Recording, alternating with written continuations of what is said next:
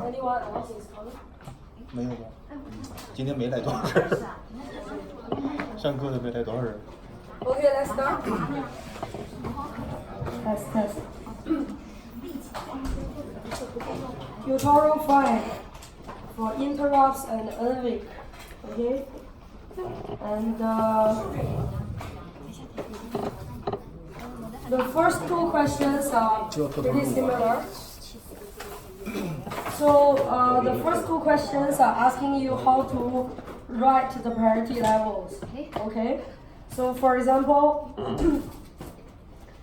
determine the effective priority, preamp priority, and sub-priority levels of the exceptions and interrupts in the context entry for the following cases. Okay, so IPR. Still remember what is IPR? So in the lab, we introduced that IPR is the interrupt priority register. You have multiple of them. Okay, you have multiple of them. And each of them is 32-bit register.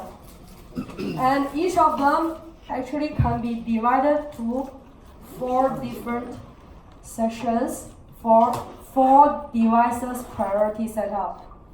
So each device will take 8-bit to set the priority level, right?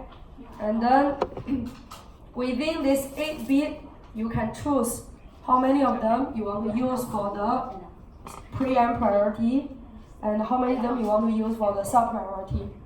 And in the lecture, there's an example showing you what's the difference between the preamp priority and the sub-priority, right? So basically, the devices with different preamp priority, the device with higher priority level can kick out the one with lower preamp priority level.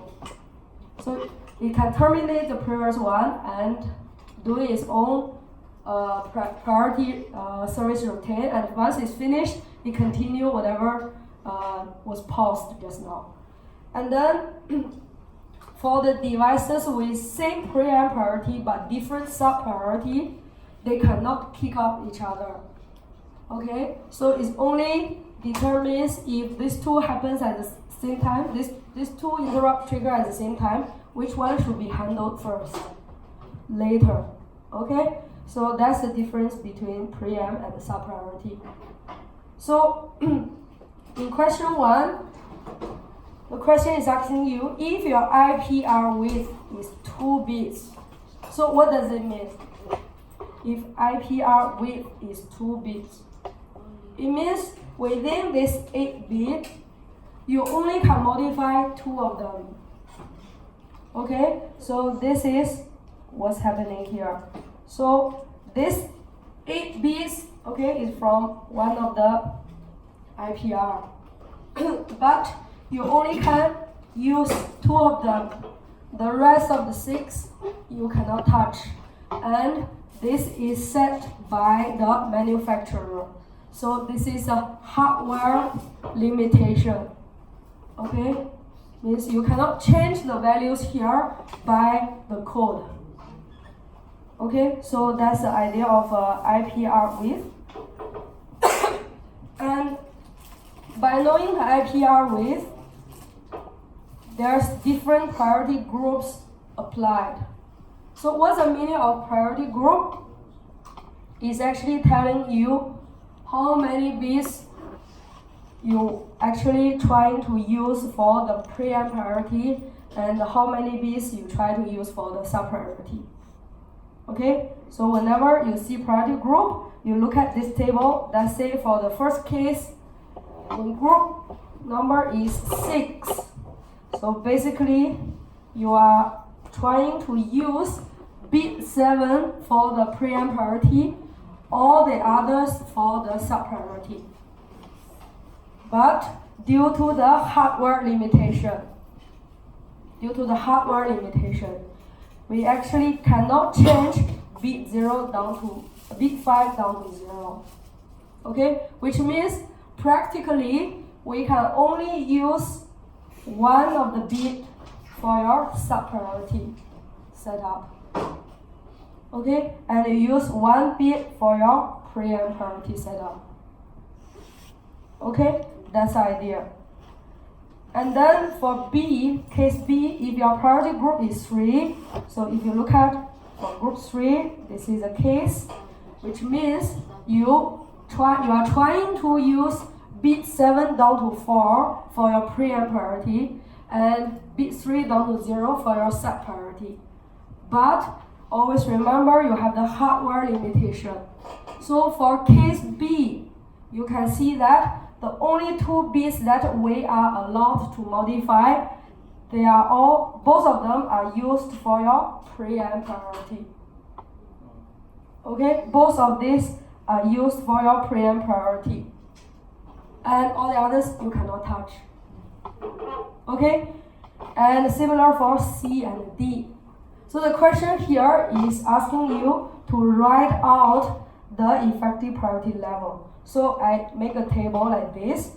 So this is a condition for case A. So basically, since your group is 6, you are using bit 7 for preamp priority, only this bit for sub priority, because all the others you cannot modify. Okay, so then if I ask you to write out all the possibilities, okay, so you can see that in order to write out the effective, okay, let me use another color, effective priority level. Okay, effective priority level here. Basically, you need to write all the possibilities. You need to write all the possibilities. If you know that, you can only change 2 bits. Okay, so all the possibilities, how many possibilities do we have here? 4. Okay, so you can have 0, 0, 0, 1, 1, 0, 1, 1, and all the rest of the place there are zeros. Okay, they are hard-coded and we cannot change. So these are the effective priority levels. You can only have this much. Okay, and then for the preamp priority, since you only have 1 bit for preamp priority, then how many preamp priority levels can you have? 2. Okay, because you can only have the first bit either 0 or 1. Okay, so basically you only have 2 levels, which is 0, 0, 0, 0, 0, 0, all zeros, or 1, 0, 0, 0, 0, 0, 0, 0. These are the 2 possibilities only. Okay, and then for the sub priority, means within this level, let's say within the first preamp priority level, how many sub priority levels can you have? 2. You can have only 2 here because you only have 1 bit that you can modify. Okay, which means the second bit, if the first bit is 0, the second bit can be either 0 or 1. Okay, and for the next level, same, right? If the first bit is already fixed, you have the second bit also can only modify 0 or 1. Okay, so these are the answers for the case 1. So if I write everything in hexadecimal, it will be like this. Okay, so I'm trying to write in hexadecimal. Okay, you see this one. If you write in hexadecimal, you group the bits 4 by 4, right? So this one will be 0x 0, 0. Okay, 0x. If you write something in hexadecimal, remember to put 0x in front. Okay, and the second one, you will have 0, 1, 0, 0 and 0, 0, 0, 0, which is, what is this value? 4, 0. Okay, and the next one will be 8, 0, because this one is 8, and then the next one will be C, 0. Okay, and then preamp priority level, this one is easy, 0x 0, 0. The other one, 0x 8, 0. These are the only 2 preamp priority level. And for each of them, you have the sub priority level. Okay, so these are all zeros. If I write in hexadecimal, it will be 0x 0, 0, 0x 4, 0. Okay. 40. And this one, these two as well, okay? These are all 00 and 040. If you just ignore the first bit. Okay, so can you see that? Okay, so if I'm showing this one a little clearer. So can you see that this value here is actually, okay, mathematically is equals to this value plus this value. Okay, that's how you write out your effective priority level, preempt priority level, and set priority level. And then look at the case B. Case B, group 3. Okay, so since for group 3 you try to use B7 down to 4 as preempt priority level, but you cannot touch all the others. So basically the only 2 bits you can modify are all used for the preempt priority level. So for this case, what will be the effective priority level? Can you see it's the same as your case A? Okay, so actually for the case A, B, C, D, since your IPR widths are all 2, so basically the effective priority level, they are all the same. Because the possibilities for these 4 cases are the same. Okay, the only difference is within these 4, who and who are in the same preempt priority level, that's all. Okay, so for case B, so can you see that 2 bits are all used for preempt priority level? That's why in the preempt priority level here, you should have 4 levels. Okay, so this here you have 0, 0, similar as the previous one. Okay, so 4, 0, 8, 0, C, 0. And for the preempt priority level, basically is the same as your effective priority level. Okay, so because all the bits are used for the preempt priority level, and for each preempt priority level, how many sub-priority level do you have? You only have 1 of them. Okay, which means the rest of them are all 0. Basically, you cannot modify anything. Okay, so these are all 0, like this. Okay, so that's for case B. Case C, group 1. So if you look at group 1, you try to use B7 down to 2 for your preempt priority level, and the other 2 for the sub-priority level. So what do you have? Can you see that? You try to do this, but this part you cannot touch. So basically your answer for C will be exactly the same as B. Okay, so I won't write it out.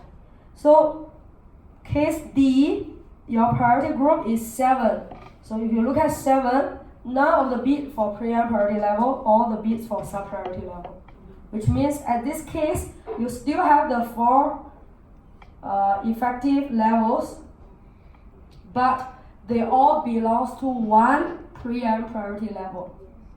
Okay, which is 0, 0. Because none of the bit is used for preempt priority level. And all these are actually differs by the sub-priority level. Okay, so you have 0x00, 0x40, 0x80, C0. Okay, so the question here is basically get the numbers, but you need to know the story behind the number. Okay, what's the difference between this case and this case? Let's see.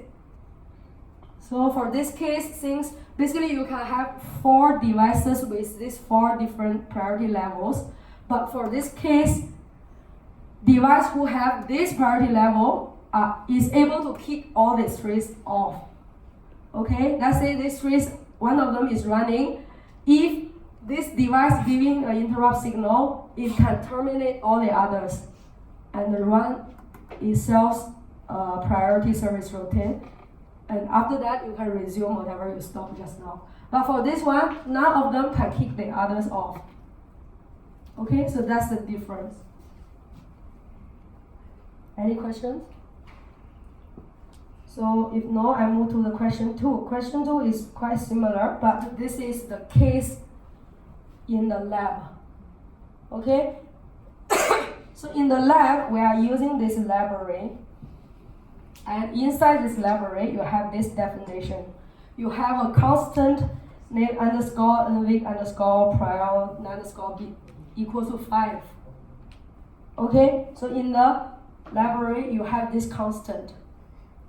And the way we are using the constant is actually inside a bunch of functions. But 5 here basically means you have 5 bits that you can use. So basically this one is your IPR width. Okay, it has the same meaning as the previous question 2. Okay, previous question 2 here. Okay, this is IPR width. So in this question, your IPR width is 5. Okay, and this is exactly the case for our board. Okay, so within this 8-bit, you can modify 5 of them. Okay, and the question also asks you determine the permissible range of the effective priority, preamp priority, sub-priority levels when the priority group 5 is selected. So these 2, 5, they have different meanings. Okay, they have different meanings. The first one refers to the IPR width. The second one, group 5, refer to the 5 in this table.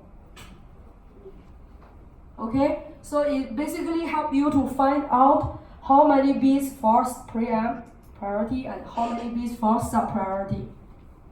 Okay, so for group 5, you try to use bit 7 and 6 for the preamp, all the others for the sub-priority level. And in practical, this is the case because the rest of the 3 here you cannot touch. It's hardware imitation. Okay, so this is a real case. Okay, so if this is a case, I will ask you how many effective priority levels can you have? Just now, when you have only 2 bits that you can modify, how many levels do we have? 4, because 2 to the power of 2, right? You have this amount of possibilities. So here, same. You have 5 bits, so that totally you actually can have 32 priority levels. Okay, so in this table, here you will have totally 32 levels. Okay, and within these 5 bits, you have 2 bits used for preamp priority level. So how many preamp priority levels can you have? 4. You can have 0, 0, 0, 1, 1, 0, 1, 1. Okay, and for each of the preamp priority level, how many sub-priority can you have? 2 to the power of 3, you have 8 levels. Okay, so in this way, use the same method to write out the levels. Okay, it's not that difficult, so I won't go through this. So I show you the answer here. So basically, these are the preamp priority level. These are the sub-priority level. Okay, and the rest of the 3 you cannot touch. And this is written in hexadecimal. Okay, I assume you don't have the problem of that. And then for sub-priority level, basically you just count these 3 bits. Okay, count from 0, 0, 0 all the way to 1, 1, 1. Okay, then you will get these hexadecimal numbers. Okay, so I won't go into the detail. If you have problem, you can ask me maybe next week. Okay, so basically question 1 and 2 are very similar. Okay, just test whether you are able to write out the effective priority level or not. Okay, question 3. Question 3 is discussing about the vector table. So assume that the vector table for ARM Cortex M3 based system starts at location, this one. Which means inside your memory, okay, inside your memory, there is a bunch of location starting from 0, and this part we are using for vector table. Okay, so our vector table is located here. So at what address in the memory will the vector for the interrupt with exception number 14 be found? So basically this question, okay, so from here to here is not given, okay, the blue color here is not given. Okay, but if the question is set in this way, okay, you must understand what is vector table in order to do this question. Otherwise, you have totally no clue about how to solve it. Okay, so basically, vector table is the table remembering the address of our handler. Okay, so remember in your code you have int main. Okay, you have var1. Okay, and let's say you have different interrupts. Let's say you have sysdig. If you have sysdig, you have a sysdig handler, right? You have sysdig handler. Okay, and you write your code here, right? In the lab, you have the mstix++ inside the sysdig handler. And you also, let's say you have the SW3, you want to make it as GPIO interrupt. Then you will have the EINT3 handler. Okay, and you write your code here to indicate what do you want to do if you detect the button is pressed. Okay, so, and again, there are many other things can be interrupt as well. For example, in ENT0, ENT1, ENT2, they all can be interrupts. And you also have UR can be interrupt. Okay, you also have timers. They also can be interrupt. So maybe you have a lot of interrupts here, and you have a code written here. Then if you write your program in this way, okay, since this module, we are discussing much deeper than that. So if you write your program in this way, you all know from the part 1 already, your program is saved into the memory, right? Just like your ARM program, your assembly program, your C program, also, they're all saved in the memory. So what's happening is save all the code here, okay? Definitely it's in binary format, okay? But it's saved inside the memory, and so for example, okay, this is your memory, and maybe your main program is somewhere here. Okay, your main program. But what I want to say is, your sysdig handler, whatever you write here, may not be together with your main program. Actually, they are not. Okay, so the code you are writing here, they are stored in the memory at different locations. For example, let's say this part is for your sysdig handler. Whatever you write in the sysdig handler, they are stored here. Okay, so this region. And whatever you write in the ENT3, maybe it's here. Okay, so maybe it's here, and your main program is here. And once it's stored and you want to run your program, okay, in order to run it, you must know where the program is, right? It's easier to find out your main program, okay, because your program counter, remember program counter, are 15, right? Your program counter is actually pointing to the instruction that you want to execute, okay? But since your ENT3 and sysdig handler, they are not continuous. Let's say at certain moment, let's say when someone is pressing SW3, you're supposed to jump into your ENT3 handler and run whatever inside here, right? So means at a certain moment you are somewhere, your PC is somewhere within that range, your main program range.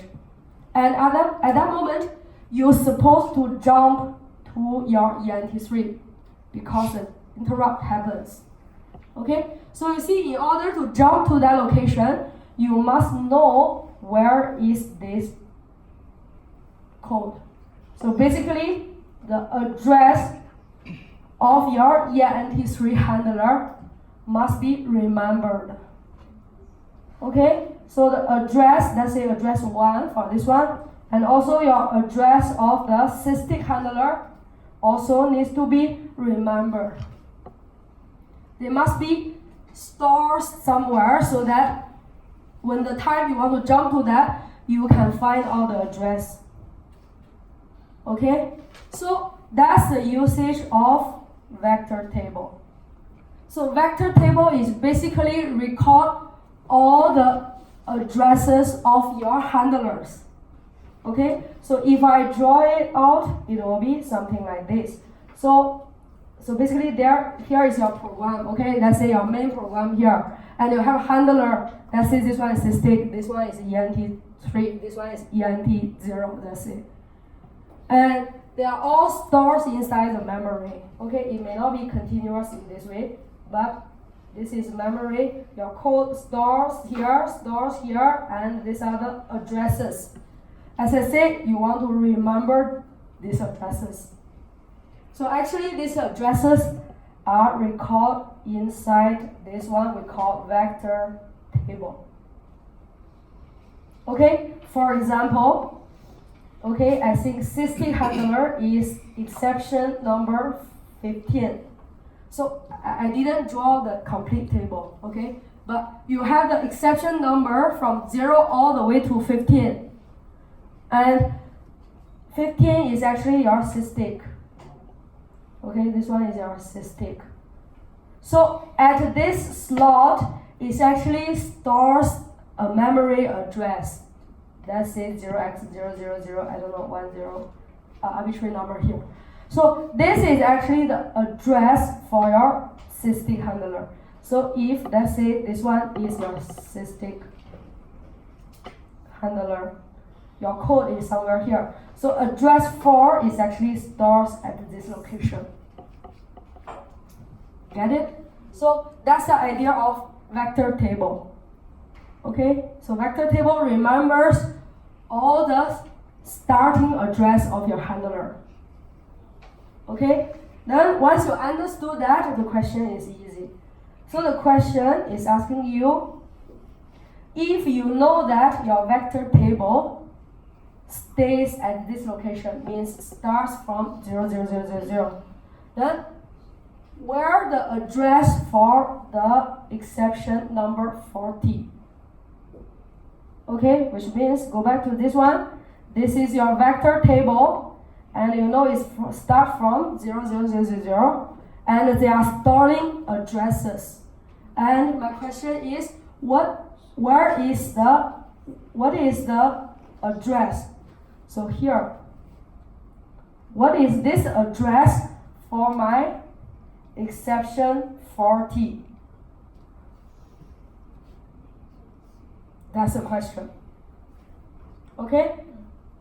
So can you see what's the address for my exception number 1? 0004. And what's the address for my exception number 2? 008. You know why the number is here, address is increasing by 4? Because remember, this address, they are the addresses of the memory, which is a 4-byte number. Right? So each of them is taking 4 bytes. That's why when you store them, your address is increasing by 4. So now, if you want to find the address, where is the address for exception 40? You just keep counting, right? By 4, by 4, by 4. So actually, it's actually 40 times 4, this far away from 0000. If I write in hexadecimal, it will be A0. Okay, this is just a decimal to hexadecimal translation. Okay, so this question is mainly help you to understand the vector table and also help you to understand when you write your program in this way, how come your C program knows that, let's say when button is pressed, you can automatically jump into this. Okay, that's handled by your NVIC and the vector table.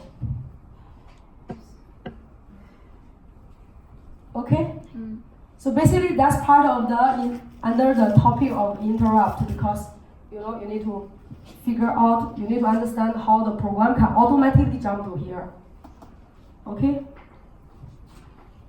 so that's question 4. Any questions?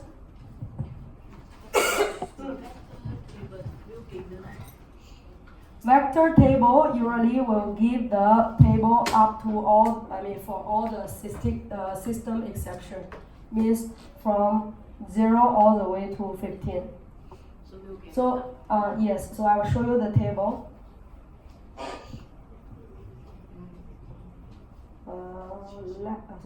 Lecture notes.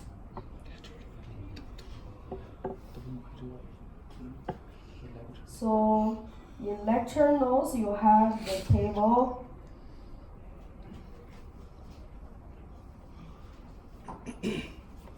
Here. Okay, this is a list of system exceptions.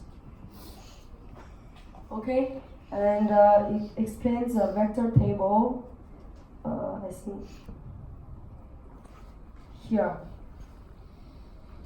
So this is exception vector table. You have exception number 1 all the way to 15. Okay, so these are the system exception. So you can consider them as the internal interrupts. Okay, so whatever you have done, you have the SW3 connected to P2.10, and this one linked to the EINT3 handler, or 0.4, whichever way, linked to our EINT3.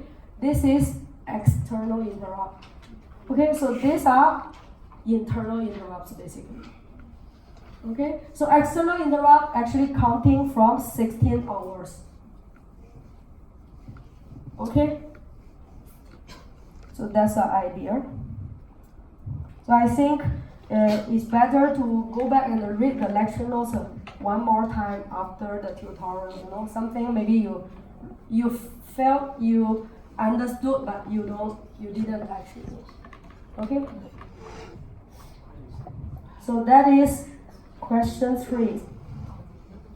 Okay, question 4 is a interesting one. So question 4, question 5, I think they are all asking you to draw something. Okay, draw the waveform.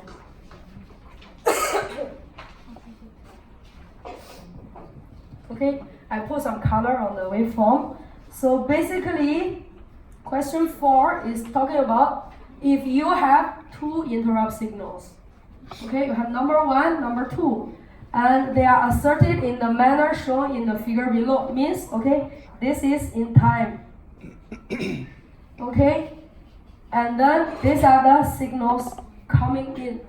Okay, and it asks you to draw the pending signal, the active signal, so that you can get the final processor mode. Okay, but the processor mode is given. So what's the difference between all these signals? Okay, what's the difference among all these signals? So I have the small figure here. So you can imagine, okay, this side is your LPC1769, and inside it you have an NVIC, right, who is handling all the interrupts. And you have devices, you have 2 devices, let's say, both of them are configured that can giving you interrupt signal. Let's say one of them is SW3. Okay, and let's say one of them is your light sensor. Okay, SW3 is too simple, but let me use a light sensor as an example. So light sensor is pretty complex device. Unlike your SW3, it's just the button. If you press, you connect to ground. Otherwise, you connect to VDD. It doesn't like that. But light sensor is quite complicated. You all know from the previous tutorial already. Your light sensor, inside it, you have multiple registers. Remember, you have command register, where bit 7 is to enable the light sensor. You also have the LSB and MSB sensors allowing you to retrieve the light sensor's reading. Remember that? So the light sensor is quite complex device, and it has an internal interrupt flag, which means, okay, just similar like how you set your light sensor, means you write 1 for the bit 7 of command register, right? You turn it on. This is the way you turn it on. You also can do other settings. For example, you can tell your light sensor, okay, now you are an interrupt device. And you also can set at what condition your light sensor should give you an interrupt signal. For example, if I set my light sensor in such a way that I tell him if when the light intensity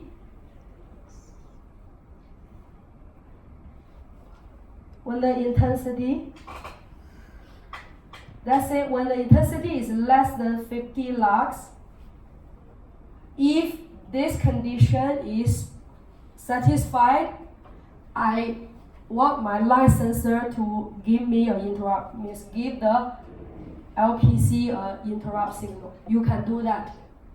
You also can set a boundary, your upper boundary and the lower boundary, you can do that.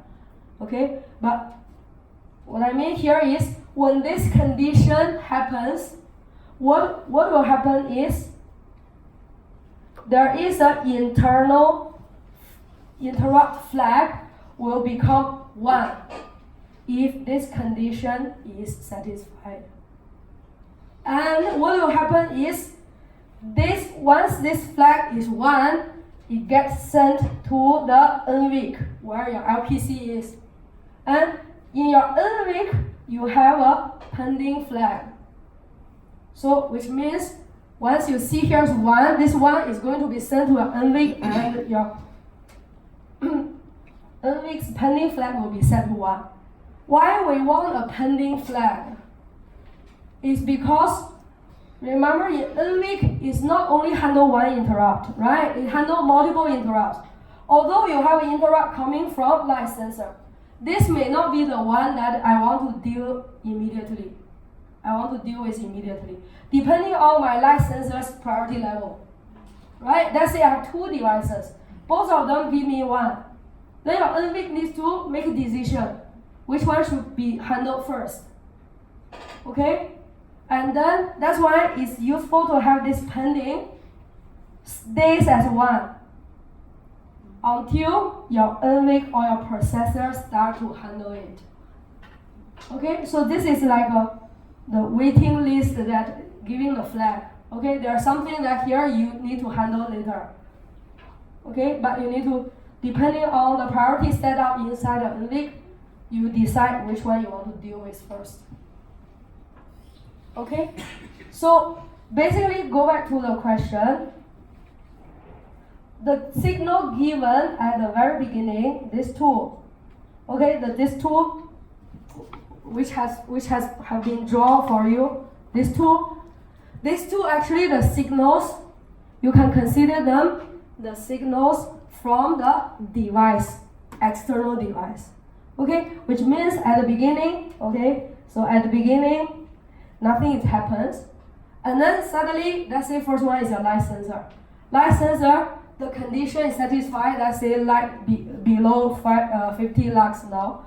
So it's actually sent a signal back to the LPC. So basically, this signal is somewhere here. Okay, so it's generated by the external device. Okay, and then this one, these are the signal actually from the other device basically. Okay, And then what you need to draw out for the next two, okay, these two are the signals at this location, the pending flags over there. Okay? So the pending flags may not be exactly, okay, it's actually different with the condition here. Because as I said, when you send one over there, maybe this one be handled by the LPC immediately, so that this flag can be cleared immediately. But let's say, while this one is sending one over there, your processor is now busy working on some higher level, priority, handling other devices with higher priority level. Then this one will be stay there for quite a long time until you finish the previous device. Then you will deal with this, if this is the next one. Okay, so there are different signals. And then the next pair, active 1, active 2, they are the signals actually happening or handled by the LPC, which means, okay, if you look at the very last one, this is also given processor mode. So this waveform is given, so this is exactly what's happening on your LPC, which means while your time is running, at this moment you start to handle the interrupt, one of the interrupt. And then this is the moment you finish handling this interrupt. You go back to the thread mode. So what does the thread mode and the handler mode? So for handler mode, as I said, is handling the interrupt. So what's the meaning of the thread mode? What are your processor doing at this moment? At this moment. When your program is not running, whatever inside the interrupt, what is running now? Your main program, your regular routine. Okay? So basically, that's the idea of the graph here. So basically here, you are handling all these are your regular routine. And these are the moments you are handling the interrupts. It might be interrupt 1 or interrupt 2. Okay? So that's the entire flow. So basically, your active 1 and 2, they are the signals directly tell your processor, okay, whether you should start to handle interrupt or not. This is the actual moment. So whatever you draw here and here, they are the actual moment that your processor should run the handler. Okay? So basically, the working flow for this graph, you know that you need to draw two sets of signal. Right? The middle two steps you need to draw out. The first one is given. The very beginning where the interrupt happens, this is given. And the very last step, how your processor works, also given. You need to draw the middle two steps. Okay? So the way to work on this is, since you already know the last step, what exactly your processor is running, you can draw the active signal directly from that. Okay? So basically what you could do is, let me clear this page. Okay, so basically this tool should be the first step you can figure out. Because the final version is given. You work backwards so you can figure out the active signals. And then using the active signal and the interrupt request, which is the signal from the external device, you can get the pending signal. Okay, so let's see how it works. For example, at the beginning, okay, your processor is running your regular routine, and suddenly it starts to run some interrupt handler. So can you tell me what is this interrupt? Is this interrupt 1 or interrupt 2? 1. interrupt 1, right? Because at this moment nothing happens on my interrupt 2. Okay, so here you can draw the active signal for your signal 1. So basically, okay, here's my signal 1. Okay, hold on a minute. So it will be 0, 0, 0, 0, 0 all the way to here. You see this moment, you should have the signal up like this. Okay, so remember, this is what I'm drawing now is the second last step, and your processor's mode is actually derived from what I'm drawing now. Okay, so there is, okay, for the real case, there is a rising age. There's a handling time, preparation time for the processor to start to run something. Okay, so actually, this is so here is your active signal for the first handler mode. Okay, and then the next one. So can you tell me for this one, which interrupt are we handling? 2. You are handling 2, okay? So basically, actually after here,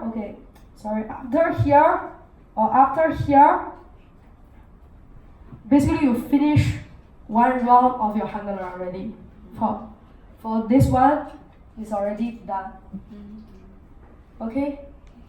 And then, so that's why here is for the number 2. So you draw your active 2 signal, okay, 0, 0 all the way up to here, you will have a pulse.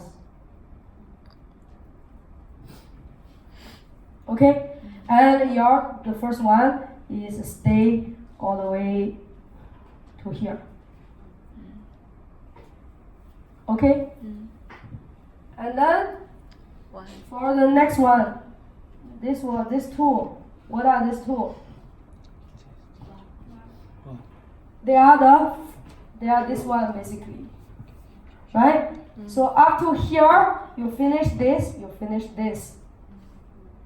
Okay, so here, can you see that although, as I said, this has a signal from the external device. Okay, so although, let's say people is pressing the button multiple times. Okay, so there are multiple interrupt pulses before entering the ISR, which is interrupt service routine. Okay, ISR, interrupt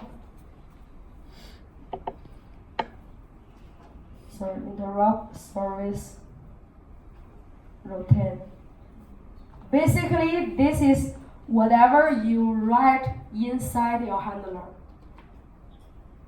Okay, so interrupt service routine, here is the program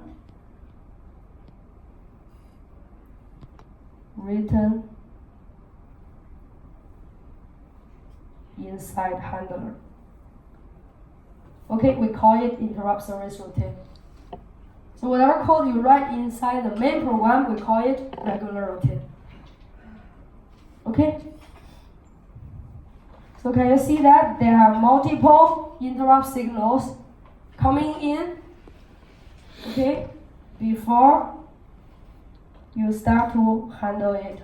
So basically this guy is keep sending 1 and again sending one more time 1, sending one more time 1, and while it's sending, your NVIC cannot handle it now, okay, didn't handle it.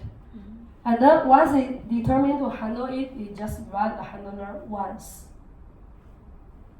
Okay, that's how it works. Okay, that's actually the reason why I asked your handler to be short. Okay, in the lab, right? I suggest you to write your handler short, because while you are running the handler, if the device keeps sending a new interrupt signal, you cannot do that. You cannot detect that. You miss it. you miss the signal. Okay, something like that. So, so we are up here. We are up to here. So now you know that these are for the number 1. Right? These are for the number 1. So again, you can draw your active signal for the interrupt 1. So it will go all the way 1, 1, 1 up to here. And actually here, you finish one round, you run one round of your handler already. Okay, you can imagine like that. The handler, you run one round already. And then it's supposed to go 0. But at this moment, your device is again still keep sending the interrupt signal in. So you are going to run the handler one more time. Okay, so we are going to run the handler one more time. So basically, within this moment, you run your handler 2 times already. Okay, and at this moment, no, the other one is stays 0. And then next one, here the same. Okay, we are deriving the active based on the processor. Okay, we are working backward. So here, also, you have the 2 times run of your signal to handler. Okay, that's why in the processor you will see something like that. And your the first one will be stay 0 all the time, like that. Okay, so this completes the active signal. Okay, this complete the active signal. And now you know the active, you know the device, the signal sending by the device. You need to draw the pending signal. Basically, you are drawing the signal here. Okay, you are drawing the waveform for this. So how the pending signal works is, as I said, the usage of the pending flags here is mainly for your NVIC to know that something needs to be handled. Something is waiting. Something is waiting to be handled. That's the usage of pending signal. Okay, so basically pending flags are set when your NVIC receives the signal from the outside. And pending signal will be cleared if your interrupt service routine is working. Means when your RPC is now start to handle the interrupt service routine, your pending signal get cleared. It's no longer waiting, it's processing. Okay?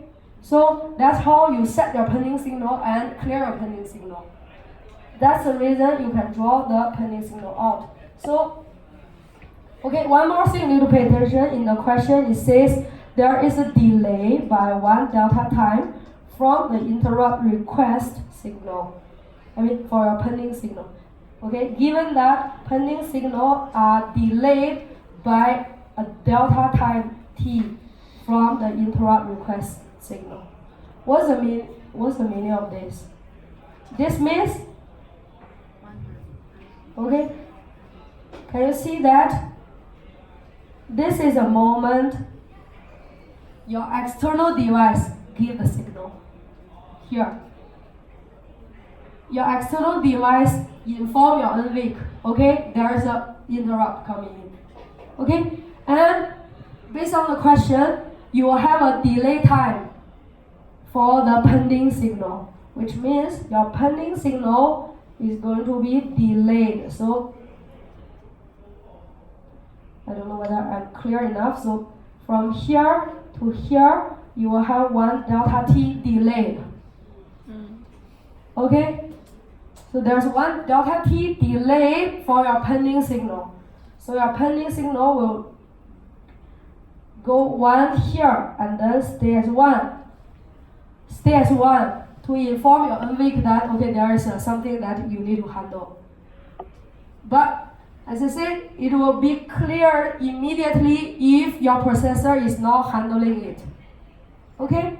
And since we already figured out our active signal, can you see at this moment, your signal 1 is get handled. Okay? Which means this is the moment your pending signal get cleared. Okay? So your pending signal, okay, let me draw this. So you have delta t here, then your pending signal get 1 and is going down at this moment. Okay, maybe I use another color. Okay, here. Okay, this is the moment you start to handle that one. So the pending is cleared. Okay?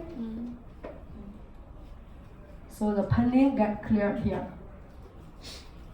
Okay? Then you go all the way 0, 0, 0, 0, 0, 0, 0, and you see all the way up to here. Okay? You have the hardware or external device giving signal at this moment.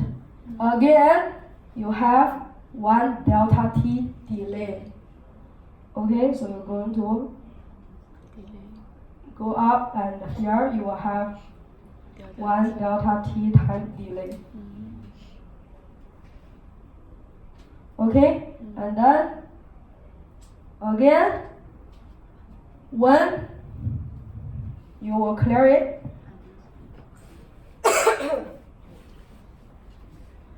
when you will clear it, when you start to actually handle it, right? You start to handle it. So you have it go down from here. Okay? And then you go all the way here, here, here. And then yeah. And then here, this is a moment you finish already. But you realize your external device is still keep sending me 1. Still keep sending me the external interrupt signal. So your pending signal get reset again. Okay? Get reset again. And again stays until your processor start to do this service routine. Yeah, don't have delay. Don't have delay. I mean, the signal here completely depending on your external device. Here, okay? This is out of the LPC's control.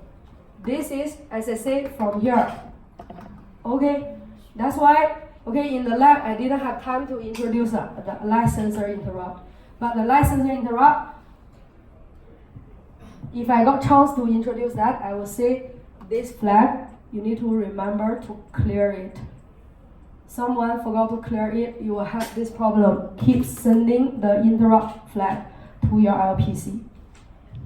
Okay, so for this moment, you will have the signal you will have this kind of signal. Okay? So that is how you do the pending signal. Similar, you can work on your number 2. Okay? Again, for the interrupt 2, you stay 0, 0, 0, 0 all the way until you are here. Your external device is sending the interrupt request. Okay? And then you have 1 delta time delay. Okay? You will start to pending. Okay? Inform the pending means inform the LPC there's something you need to handle waiting for you. Okay? And then again it will stay as 1 until your processor actually deal with it. So when is that moment? This moment. Can you see that? This moment.